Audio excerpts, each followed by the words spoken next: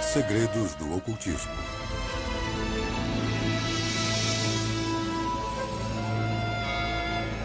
Os magos.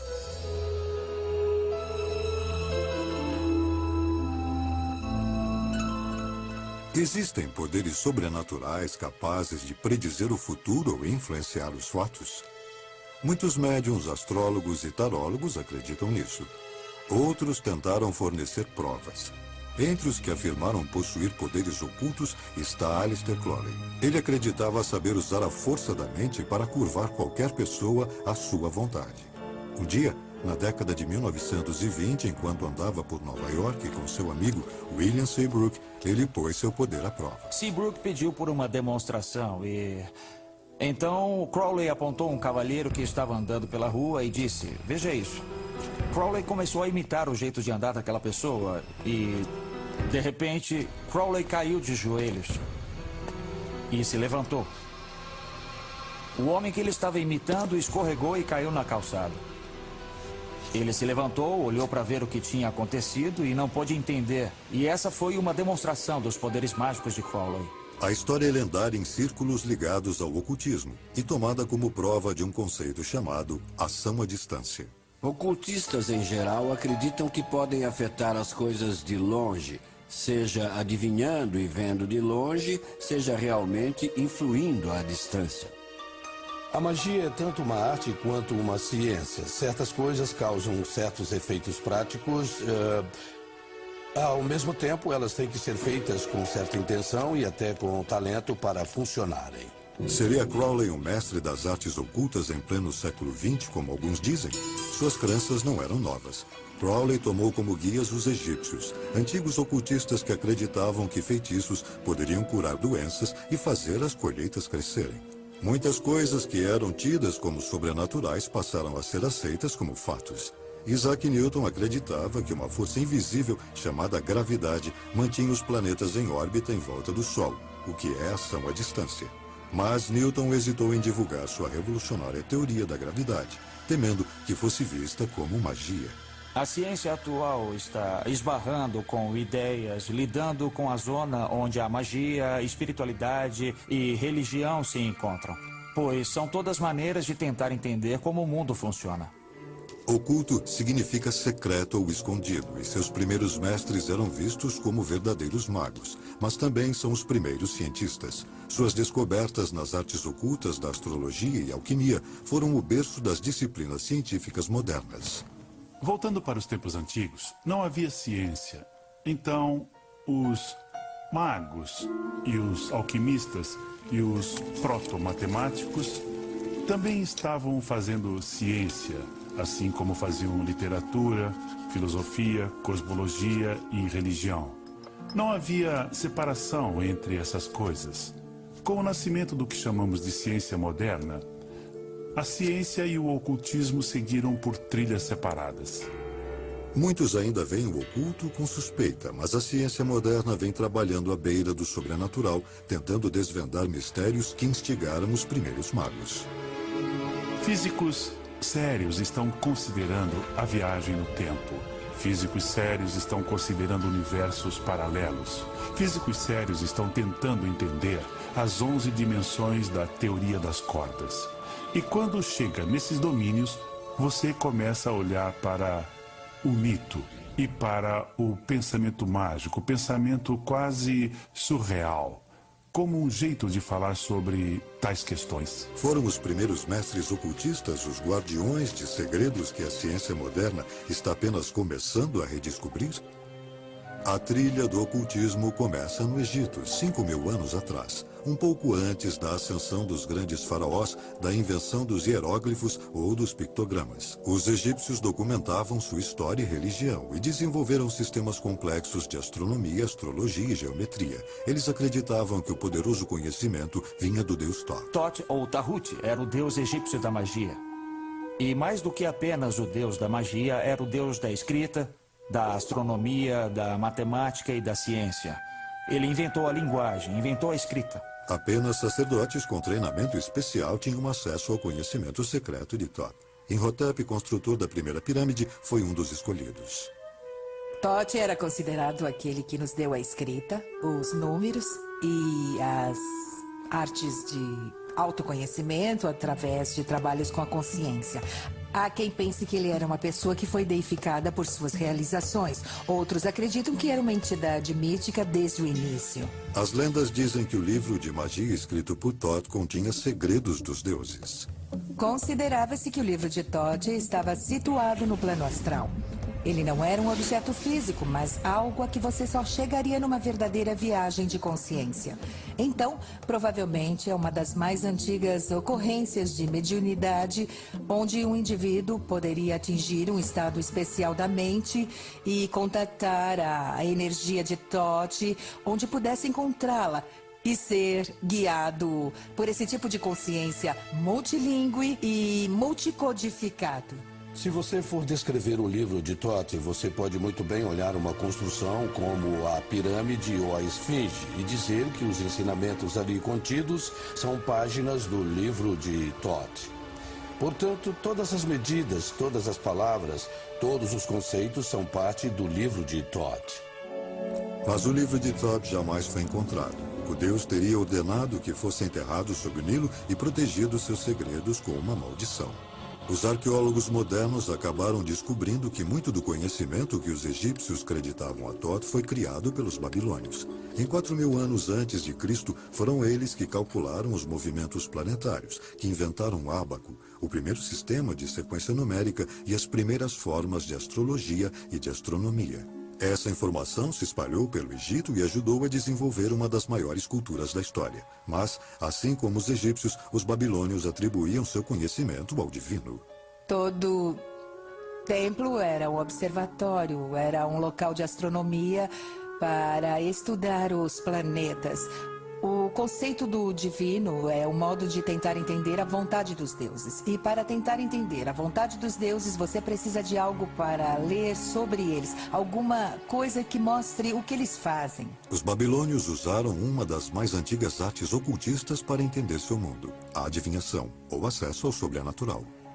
Os movimentos dos planetas pelo céu costumavam ser considerados as pegadas dos deuses e deusas. E quando os planetas se alinhavam ou sofriam interações ou um retrocedesse enquanto o outro avançava, acreditava-se que tudo isso afetava o mundo.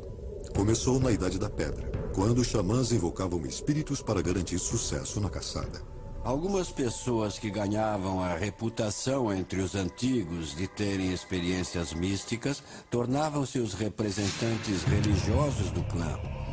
Essas pessoas teriam se comunicado pelas vias da imaginação, algo como um diálogo com os deuses ou diálogo com os espíritos, ou teriam afetado algum acontecimento. No Egito, a adivinhação se desenvolveu em um sofisticado sistema de rituais e cerimônias concebido para contatar os deuses que governavam nosso mundo.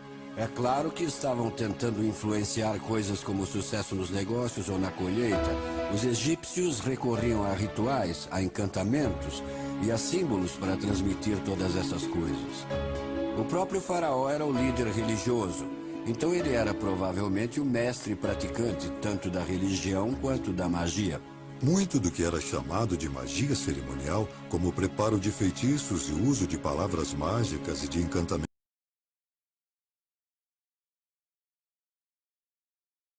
no Mediterrâneo, a magia se disseminou.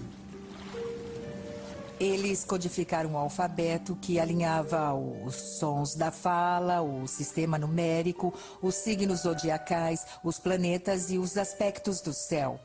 Então você podia, com esse alfabeto, conjurar palavras sagradas, podia contar, avaliar, calcular e podia usá-lo na astronomia. As origens sagradas dessas disciplinas foram gradualmente esquecidas. Em 1212 a.C., morreu Ramsés II, o último grande faraó do Egito. Exércitos invasores conquistaram o Império do Nilo. Seus segredos se perderam, mas não para sempre. Após o declínio da extraordinária cultura do Egito, outra civilização sobressaiu, a Grécia, no século VI a.C., com a ajuda de uma das mais pródigas mentes da história, Pitágoras. O nosso alfabeto, as construções que nos cercam e mesmo a música que ouvimos têm uma dívida com esse brilhante filósofo. Em sua busca por sabedoria, Pitágoras viajou incansavelmente, procurando por conhecimento oculto, que ele encontrou em escolas de mistérios distribuídas por muitas culturas diferentes. Pitágoras sintetizou os elementos dessas escolas numa nova disciplina, a filosofia. Em sua base estavam os números. Ele acreditava que matemática, filosofia e uma compreensão do divino eram inseparáveis. Não podemos dizer que ele originou nada, mas ele condensou e trabalhou o conhecimento daquele mundo e o trouxe para aplicações práticas. Pitágoras identificou os números como os elementos mais fundamentais da criação. Quando olhamos para a ciência da nossa época, percebemos que todo mundo está repleto de constantes matemáticas. Você tem o pi, tem a velocidade da luz, tem a força da gravidade. Então, a ideia de que os números descrevem o mundo é adequada. Em 518 a.C., Pitágoras abriu uma escola na região de Crotona, ao sul da Itália. Seus discípulos, cautelosamente selecionados, eram chamados de matemáticos. Sua iniciação era rigorosa, 3 anos introdutórios, seguidos de 5 anos de silêncio absoluto, mais 5 anos de treinamento. Só então, os estudantes estavam prontos para aprender os mistérios mais sagrados dos números. Ele queria produzir filósofos como ele, então era preciso ser circunspecto e ter muito autocontrole para conseguir ficar em sua escola. Pitágoras transformou o sistema numérico dos babilônios numa ciência sagrada. Eles pensavam que o número era como Deus. Então, conectar-se com isso era como conversar com Deus. E disso surgiu muito simbolismo, inclusive posteriormente a numerologia, a cabala e coisas assim. Pitágoras descobriu que as escolas de mistérios partilhavam a crença de que toda a criação se unificava em Deus. Ele fez uma obra enorme explicando o mistério dos números, mostrando como o 1 se divide e vira 2. O 2 encontra síntese e faz 3. E o 3 se rompe e vira as 10.000 coisas.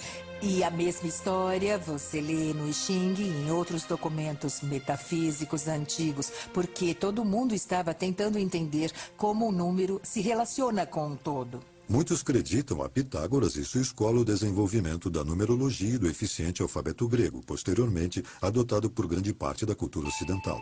Pitágoras também usou números para decodificar a música, que os gregos consideravam a linguagem dos deuses.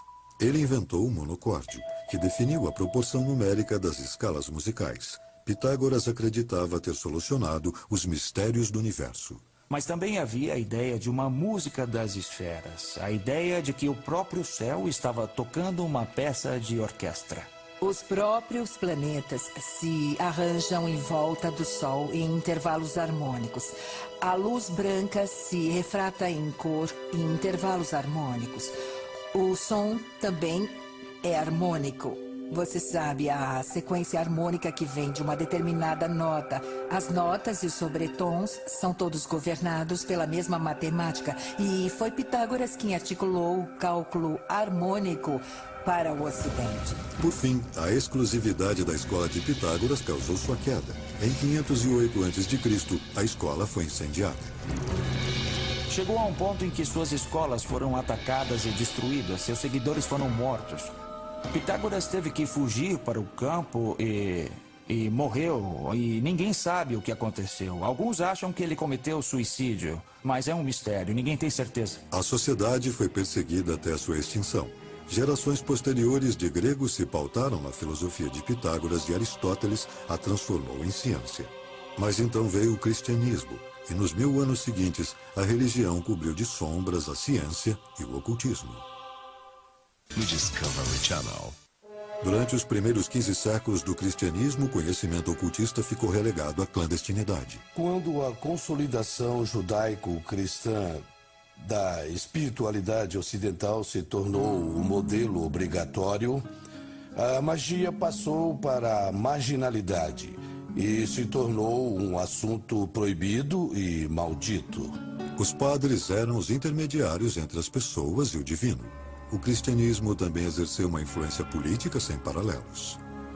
A igreja havia desenvolvido uma hierarquia, assim como a ideia de que Deus falava através do Papa, que transmitia seus desejos para os demais. A igreja também se firmou através de alguns monarcas. A igreja insistia em seu acesso exclusivo à autoridade divina. Como em qualquer situação, se todo mundo pode fazer, então você não pode dizer que seu grupo é bem especial. Por séculos, a Europa Ocidental viveu sob o controle da igreja. Na Idade Média, a magia se tornou um ato de rebeldia perpetrado como um ato anticristianismo contra a autoridade da igreja.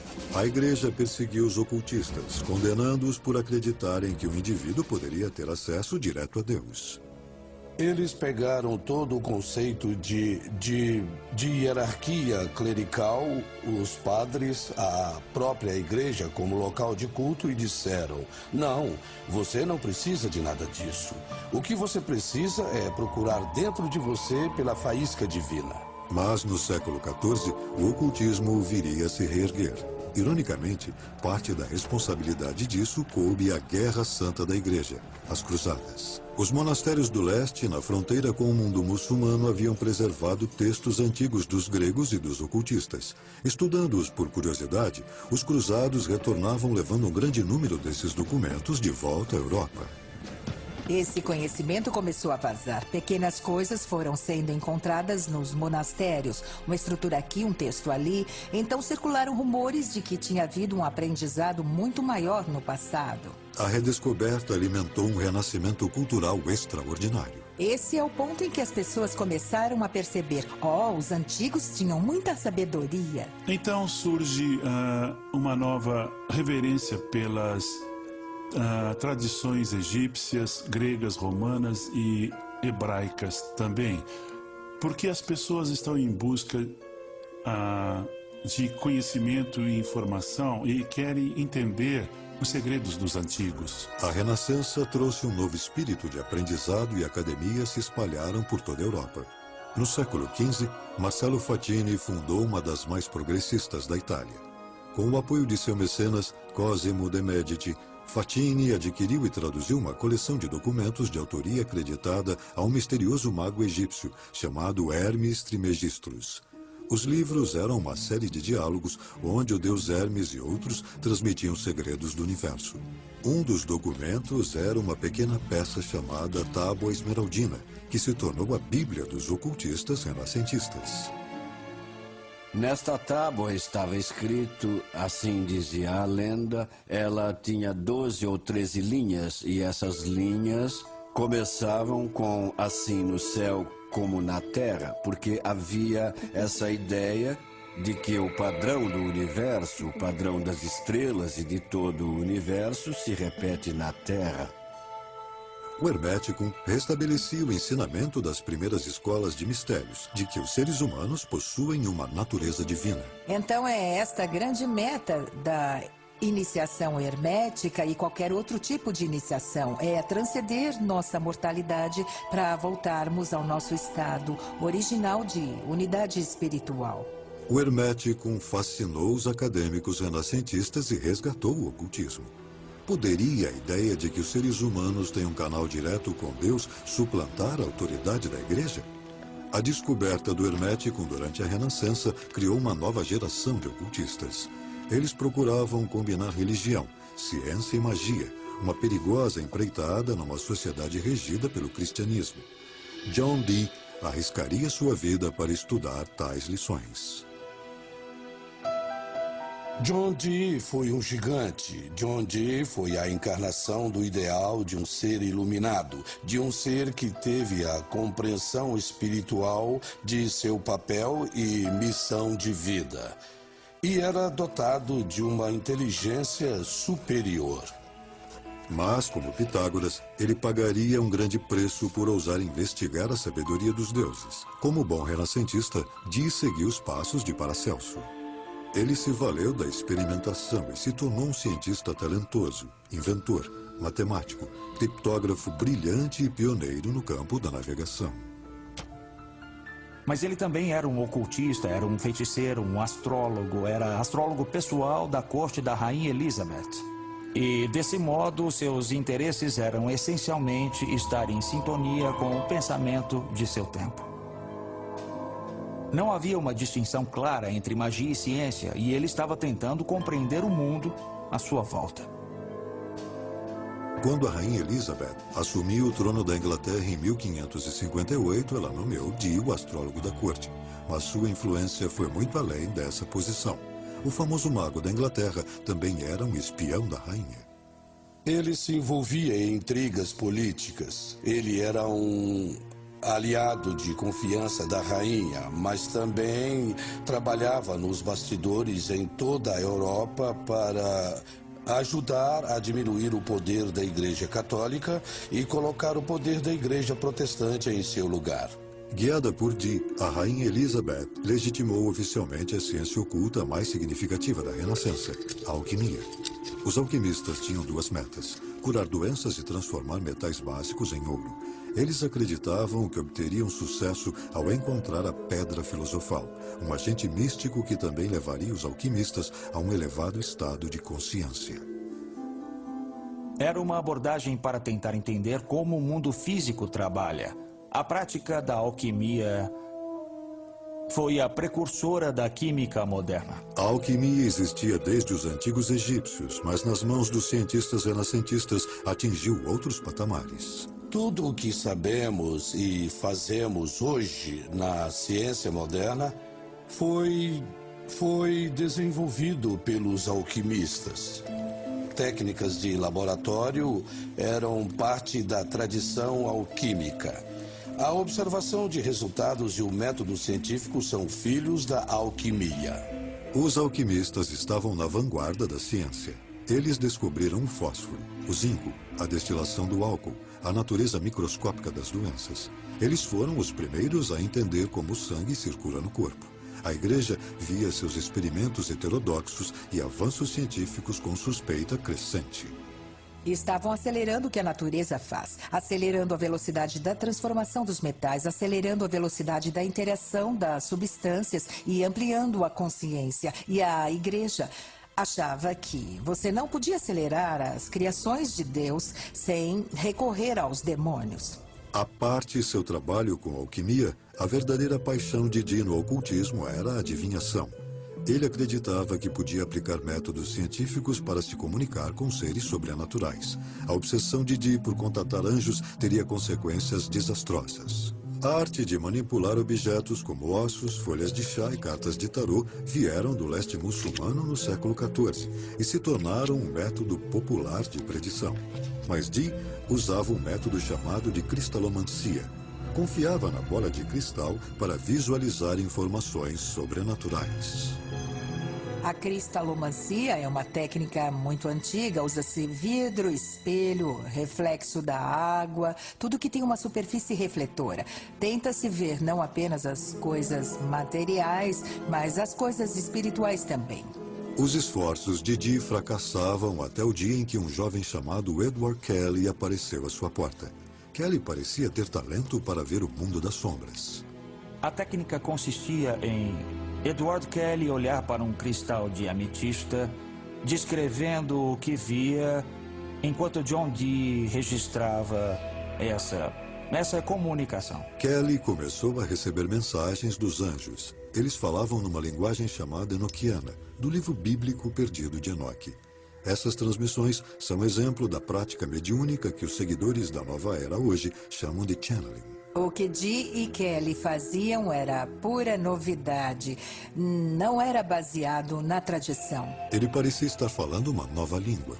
A língua enoquiana parece ter vocabulário e sintaxe coerentes. Então, não parece com algo que Kelly, que não tinha uma educação particularmente erudita, pudesse ter inventado. Ele não poderia ter inventado uma coisa daquelas. John Dee e Kelly viajaram pela Europa para divulgar suas descobertas, bem quando a Inquisição tomava medidas sérias contra os hereges. Bastava uma pequena mudança nas circunstâncias políticas ou religiosas para que algo considerado excepcionalmente maravilhoso fosse considerado demoníaco e perigoso. Dee voltou para a Inglaterra, onde descobriu que uma turba havia destruído sua inigualável biblioteca e seus instrumentos científicos e de ocultismo. Ele havia perdido sua posição na corte. O homem que começara como cientista influente da Renascença acabou sem um tostão, acusado de feitiçaria. A queda de John Dee foi o começo do fim para o ocultismo. As práticas foram taxadas pela igreja como obra de possessão demoníaca. Do século XIV ao século XVI, mais de 40 mil pessoas foram executadas por bruxaria. As ideias ocultistas se enclausuraram nas sociedades secretas, como a maçonaria e a Rosa Cruz. Eles começaram a entrar em irmandades secretas e outras organizações porque eram ideias muito poderosas e perigosas. Perigosas para o status quo, perigosas para a religião dominante. Então, há elementos de segredo e de marginalidade associados a esses temas. Esses portos seguros começaram a florescer por toda a Europa. Sociedades secretas foram fundamentais para a nova era do iluminismo, que tomou a Europa no século XVIII e ajudou, inclusive, a fundar a democracia norte-americana. A participação nessas organizações caiu drasticamente em meados do século XIX, quando as pessoas se voltaram mais para questões cívicas do que para o ocultismo. In Discovery. Na zona rural de Nova York, duas irmãs inspiraram uma obsessão nacional com o ocultismo. A magia iria dominar a imaginação novamente. Em 31 de março de 1848, as irmãs Leah e Margaret Fox declararam publicamente que haviam entrado em contato com espíritos do além. Quase que da noite para o dia, os norte-americanos tornaram-se fascinados pela comunicação com os mortos. As irmãs Fox usavam uma técnica chamada sessão, que logo se tornou um dos passatempos mais populares do país. As pessoas se reuniam em quartos escuros com um médium que tentava entrar em contato com o mundo dos espíritos. Havia pandeiros e sinos que soavam e os médiums eram capazes de liberar ectoplasma pelas narinas e pela boca. Era uma substância espiritual que permitia aos espíritos dos mortos se manifestarem ou até aparecerem. Em outros casos, o médium se tornava um conduíte, um canal pelo qual os falecidos podiam falar. Muitos espiritualistas acreditavam que chegariam a uma prova científica da imortalidade da alma e ganharam um grande ícone quando a russa Madame Blavatsky chegou em Nova York no ápice da popularidade do espiritualismo. Ela logo se tornou a autoproclamada decodificadora dos antigos segredos ocultistas. Ela cresceu numa maravilhosa biblioteca ocultista que seu pai havia reunido. Ela entendia as conexões entre diferentes culturas e ensinamentos espirituais e estava tentando corrigir os erros do cristianismo ao importar misticismo e espiritualidade de outras culturas. Nascida na Ucrânia em 1831, numa família da baixa nobreza, Blavatsky se casou cedo, mas abandonou o marido para passar 10 anos viajando pelo mundo. Ela afirmava ter estudado com místicos da Índia e do Tibete. A médium exótica apreciadora de charutos se tornou sensação nos círculos ocultistas. Ela não aceitava limite algum. Ela era uma das pessoas mais eruditas que alguém poderia conhecer naquela época, mas ninguém entendia como um intelecto tão poderoso está num corpo de mulher, mudando tudo que se conhece e produzindo tamanha inspiração. As sessões de Blavatsky eram um assunto de Nova York. Cartas misteriosas apareciam, escritas por líderes espirituais que ela chamava de Grande Fraternidade Branca. Blavatsky não foi capaz de não se aproveitar da popularidade de suas sessões para defender sua própria causa. Ela usou as sessões para um efeito bem espetacular, para materializar cartas escritas por mestres falecidos como instruções que eram passadas a ela. A fraternidade ditava os livros que se tornaram o fundamento de uma nova ciência do misticismo, a teosofia. Blavatsky escreveu duas enormes coleções essenciais, Isis sem véu e a Doutrina Secreta, que pretendiam ser os ensinamentos, as lições secretas dessa fraternidade do Oriente, da escola de mistérios de iniciação. E ela transformou totalmente o panorama da civilização ocidental ao introduzir tais conceitos. Ela foi uma pioneira ao trazer ideias do esoterismo oriental para o Ocidente. Ela se focou nas semelhanças entre cristianismo, hinduísmo, budismo e outras tradições espirituais, defendendo que há, de fato, uma tradição por trás de todas as crenças espirituais do mundo. Blavatsky entendia seu trabalho como ciência espiritual e teceu conexões entre avanços científicos da época e crenças ocultistas. Ela divulgou a antiga visão mística oriental de que a essência do universo não é matéria, mas energia, o que antecipou descobertas da física moderna.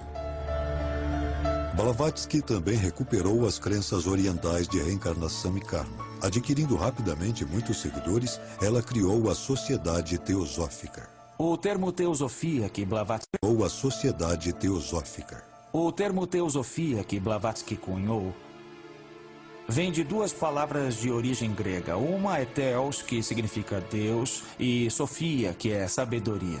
Então, a Sociedade Teosófica ensinava a sabedoria sagrada. A Sociedade Teosófica se espalhou por todo o mundo e ainda existe em muitos países. Blavatsky foi saudada por seus seguidores como a mãe da nova era. Mas, apesar de seu grande carisma, ela foi vítima de seu próprio sucesso. Enquanto ela se tornava famosa, o negócio do espiritualismo e da mediunidade, em especial as sessões onde você contatava seus ancestrais, ganhou espaço em todo o mundo ocidental e ela achou que aquilo era charlatanismo. Então, ela quis representar um modelo que se destacasse daquilo e falasse a verdade dos grandes temas. Mas, infelizmente, no fim, ela se reduziu àquilo que tentava combater. Em 1885, Blavatsky foi investigada pela Sociedade Londrina de Pesquisa Psíquica. Eles concluíram que suas sessões eram armadas, que as cartas não apareciam magicamente do outro mundo. Haveria um aparelho com molas no quarto acima da câmara e bastaria que alguém colocasse uma carta no aparelho para ela deslizar de um andar ao outro e se materializar em suas mãos. Apesar de muitos seguidores devotos se recusarem a abandonar a teosofia, Blavatsky estava manchada pela fraude. Ela morreu logo depois. Seus seguidores estabeleceram um novo quartel-general na Índia, onde a teosofia prosperou. Um jovem devoto, Krishnamurti, foi identificado como um mestre reencarnado e designado para conduzir a Sociedade Teosófica ao século XX. A síntese de Blavatsky entre espiritualidade ocidental e oriental ganhou um novo terreno no ocultismo. Um homem descrito pelos jornais como a pessoa mais perversa do mundo afirmava ter penetrado ainda mais fundo nos mistérios. Nascido em 1875, Aleister Crowley foi criado num ambiente religioso rígido. Sua mãe o apelidou de besta a partir do Livro das Revelações. Era um título que ele manteria por toda a sua vida. Ele se identificava como o anticristo, como a força que varreria essa terrível programação cristã que deformara a sua infância. Crowley começou a estudar o ocultismo como membro da Aurora Dourada. A Hermética da Aurora Dourada era uma sociedade secreta típica da era vitoriana na Inglaterra. Ela reunia todo o conhecimento que estava disponível naquela época. Havia tarô, havia a cabala, a magia angelical de John Dee e as tradições Rosa-Cruzes, todas elas combinadas em um único sistema. A Aurora Dourada atraiu boa parte da inteligência de Londres, mas Crowley acabaria por romper com o grupo. Ele encontrou seu próprio sistema de crenças após uma viagem ao Egito, onde sua esposa recebeu um sinal místico de que ele deveria se preparar para uma mensagem dos deuses. Obedecendo ao chamado, ele começou espontaneamente a escrever uma obra chamada O Livro da Lei. Esse livro anuncia uma nova lei para a humanidade. E, de fato, nos conta que nós somos entidades espirituais muito destemidas e iluminadas. que de fato nós somos como deuses. O livro da lei foi outra síntese entre a espiritualidade do Oriente e a do Ocidente. Crowley chamou seu novo sistema de Telema. Incorporava princípios da magia que ele dizia ter aprendido com os antigos egípcios e outras fontes ocultas. Ele se tornou um autoproclamado mestre da ação à distância, concentrando sua força de vontade para criar efeitos desejados. Aleister Crowley definiu magia como a arte e a ciência de causar mudanças de acordo com a vontade. Toda a sua abordagem é basicamente possibilitar ao praticante fazer as coisas acontecerem, a materializar o que ele quiser que aconteça no mundo. A lei fundamental de Telema é: faz o que tu queres, há de ser a lei. O amor é a lei. Amor sob vontade. Se para alguns isso pode significar a busca por um caminho superior, para outros é uma desculpa para todo tipo de comportamento desviado. Alguns críticos dizem que o próprio Crowley compartilhava da segunda teoria. Crowley praticava a sexualidade como caminho espiritual. Ele reduziu boa parte dos ensinamentos simbólicos à sua essência, que é fundamentalmente a dualidade e a polaridade entre macho e fêmea. E ele experimentou muito nessa esfera para entender que tipo de mistérios estariam contidos no ato sexual. Crowley fundou sua própria sociedade secreta, a Ordo Templi Orientis, e escreveu diversos livros sobre meditação e magia cerimonial. Ele também ajudou a reinterpretar o tarô para o século XX. O tarô é uma representação pictórica dos ensinamentos ocultistas. É um método de se aprofundar, de contatar os níveis arquetípicos de si mesmo, os níveis espirituais, e de entrar no estado meditativo, onde a intuição é aguçada a um ponto que talvez permita ver alguns padrões se desenvolvendo, porque você está no estado mental propício. Embora tenha sido popularizado pelos nobres italianos no século XIV em cartas de baralho, alguns dizem que as origens do tarô remontam ao Antigo Egito. Ao longo do tempo, adquiriram significado oculto. Crowley desenvolveu sua própria versão chamada de Livro de Tó, baseada na magia egípcia que havia estudado. Acredita-se que o tarô, que hoje é uma ferramenta popular de adivinhação, revela informações sobre o consulente e sobre o futuro. Tudo que se relaciona num certo momento do tempo está conectado. Então, se duas pessoas se reúnem em torno de uma questão e manipulam uma ferramenta oracular como essa, e se essa manipulação tiver a intenção de atender a necessidade e o sentimento, então surgirá um reflexo especular da energia produzida entre as duas pessoas. Os textos de Crowley, como os de Madame Blavatsky, foram tomados como precursores de muitas ideias da nova era.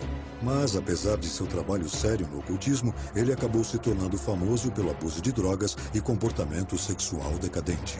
Quando Hitler subiu ao poder nos anos 30, a reputação de Crowley foi duramente atingida.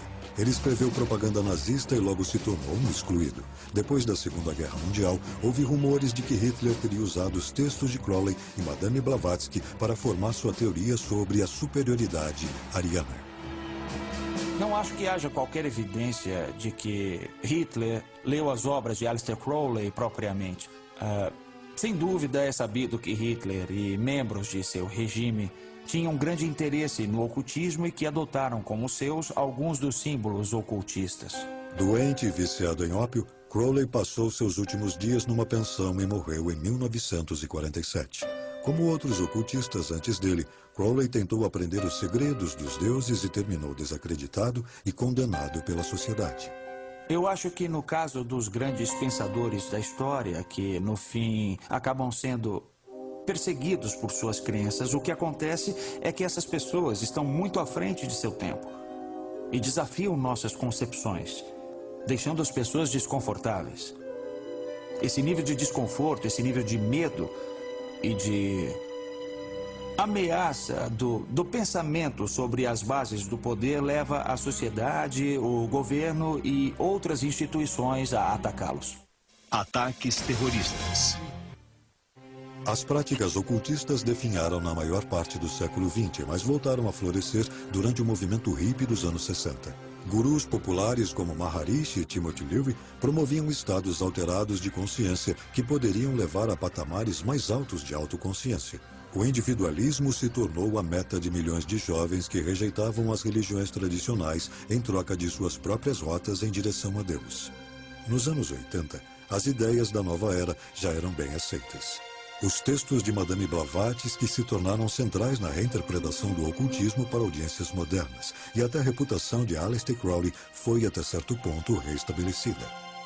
Houve um boom no interesse pelo ocultismo, e nós vemos Crowley quase como um ícone pop. Os Beatles puseram Aleister Crowley na capa de Sgt. Pepper. Jovens músicos como David Bowie e Jimmy Page se interessaram muito por Crowley. Ele obteve uma renascença nos anos 60 e 70 e tem sido uma figura bem popular de lá para cá. Os sistemas de crenças ocultistas são hoje adotados por milhões de seguidores da nova era, que escolhem a dedo, do vasto leque de conceitos, os que melhor se encaixam em cada estilo e espiritualidade individuais. Ainda assim, o ocultismo continua sendo visto com suspeita. Muitos dos praticantes o descrevem como a moderna busca mística. A busca mística é o processo pelo qual seres humanos, limitados pelo espaço e pelo tempo, podem transcender suas contingências e sua história e atingir uma consciência divina ou macrocósmica, e que é o processo de se tornar imortal, ou seja, deixar para trás o corpo físico para conseguir se identificar com esferas mais vastas da realidade. Estamos cercados de riqueza material e tecnologia, mas sentimos que perdemos alguma coisa. Nós perdemos aquela conexão, perdemos a compreensão de nossas raízes humanas. E muito do interesse nas ideias da nova era e muito do resgate das ideias antigas vem do desejo de reconectar-se com essa história, de nos fazer sentir mais completos, mais espiritualizados, mais conectados, mais cientes da paixão e do significado da vida. E o que começou como magia ocultista influenciou o mundo da ciência. Há tentativas das mais legítimas de entender como o mundo funciona. Não haveria astronomia hoje em dia se os antigos astrólogos não tivessem estudado o céu. Não haveria química hoje em dia se não fossem os alquimistas. Havia segredos que eles pensavam se referir ao segredo da vida eterna. O segredo de se livrar das doenças, os grandes segredos de transformação, por exemplo, do chumbo em ouro, que não era a única meta. Talvez uma das transformações seria a do ser humano num Deus na Terra. E é uma coisa maravilhosa que agora tenhamos a física de partículas, com pessoas pensando que a vida é pura energia. E que talvez haja uma conexão entre todas essas ideias. Talvez o poder de se tornar Deus seja a habilidade de transformar a si mesmo. A medicina e a ciência se beneficiaram do legado do ocultismo. E no futuro, o que chamamos de magia pode ter um papel em descobertas ainda maiores. No campo da ciência, temos uma cultura de especialistas muito focados em áreas particulares. Então eu acho que alguma coisa da natureza holística do passado é necessário para fazer a revolução que nós ainda não conseguimos fazer na ciência. As crenças podem nos cegar. Sejam crenças religiosas ou crenças científicas. E o grande mérito dos experimentos ocultistas é nos manter abertos para todas as possibilidades. Apesar do progresso feito pela ciência, o mundo moderno ainda tem muitos mistérios que talvez nunca se expliquem. É o incognoscível, é o mistério.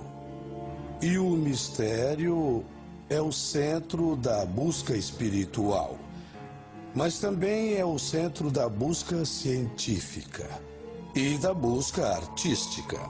É para isso que estamos na Terra, para perseguir esse mistério. Como os primeiros ocultistas, os cientistas modernos vão continuar procurando maneiras de adivinhar os mistérios do mundo e as forças que o criaram.